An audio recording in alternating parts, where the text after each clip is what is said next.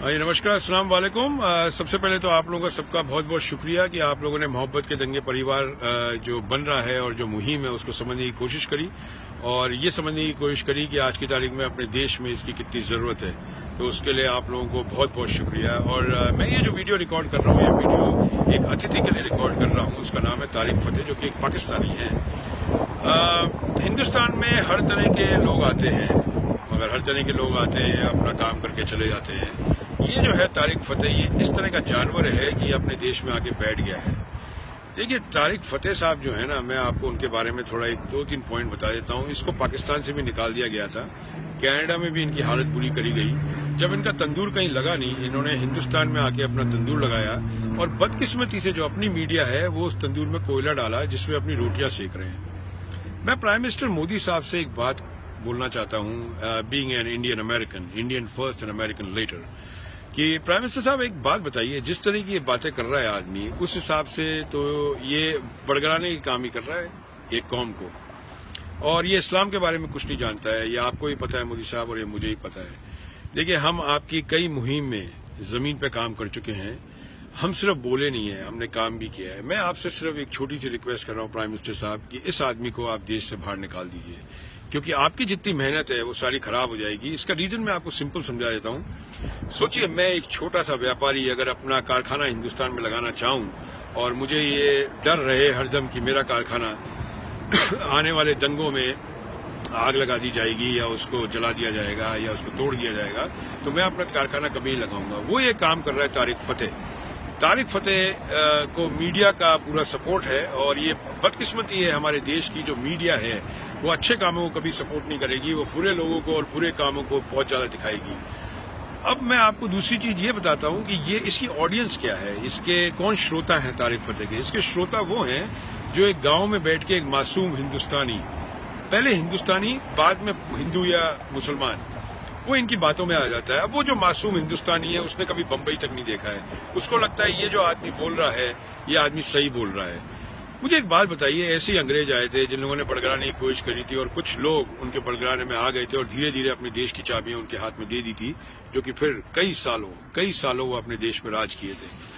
तारिक फतेह साहब, आप मेरा देश छोड़ के चले जाइए। बड़ी सीधी बात कर रहा हूँ मैं आपसे, स्ट्रेट एंड स्ट्रेट शूट करता हूँ मैंने ओवैसी के बारे में भी बोला, मैंने योगी आदित्यनाथ के बारे में बोला। वो तो हमारे भाई हैं, हमारे देश में रहते हैं, हम उनको समझा लेंगे। आपका हमारा कोई लेना देना है नहीं।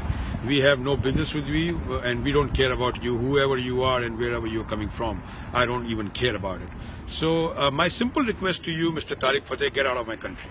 Get out of my country, because my country don't need people, don't need garbage like you people. You go to Islamabad and do whatever you want. आपके मैंने ट्वीट्स भी पढ़े हैं बहुत ज्यादा। आप बलूचिस्तान के बारे में बात कर रहे हैं और आप पाकिस्तान से लड़ना चाहते हैं। क्यों नहीं आप पाकिस्तान जाके ये जितनी बातें करते हैं बलूचिस्तान की, पाकिस्तान जाके बात करते हैं। आपको वहां जाके डर रहता है क्योंकि आपका सर कलम कर दिया जाएगा, ये आपको पता है। You will be shot dead, okay, because आपका जो एजेंडा है, आपको एजेंडा के लिए पैसा दिया जा रहा है हिंदुस्तान में। और मैं जितने भी हिंदू भाई हैं उन लोगों को आज बता देता हूँ, देखिए, नुकसान जब होता है तो दोनों तरफ का होता है, हिंदुओं का भी होता है, मुसलमानों का भी होता है। ऐसा कभी नहीं हुआ है कि दंगे एक तरफ से बढ़ के गए और एक ही तरफ नुकसान हुआ है। दुकानें हिंदुओं की भी चली है, दुकानें मुसलमानों की चली है, और नुकसान हिंदुस्तान का हुआ है। तो इसमें कोई हिंदू का नुकसान नहीं होता है, इसमें मुसलमान का नहीं होता, सबसे पहले हिंदुस्तान का नुकसान होता है। तो मेरी आप लोगों से एक ही रिक्वेस्ट है, जितने हिंदू भाई हैं वो इसकी खिलाफत करें, इस आदमी की, तारिक फतेह की, और इसको देश से निकालने का प्रबंध करें।